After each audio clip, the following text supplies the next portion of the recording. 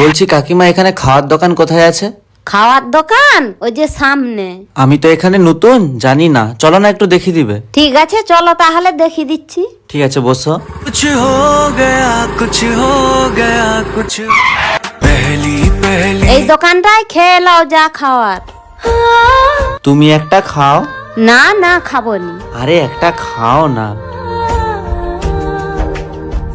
তোমার চোখে একটা কি লেগে আছে। ঠিক আছে, আমি এখন আসি তাহলে। আচ্ছা যাও।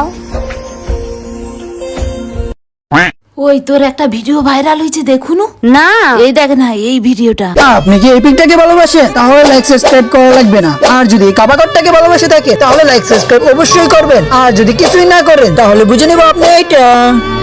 আজ একটা গরিব মানুষ আমাকে খাবার চেয়েছিল, বলছিল সামনের দোকানে যা হোক কিছু খাওয়াতে। আমি তার কষ্ট না দেখতে পেরে তাকে বিস্কুট কিনে দিলাম।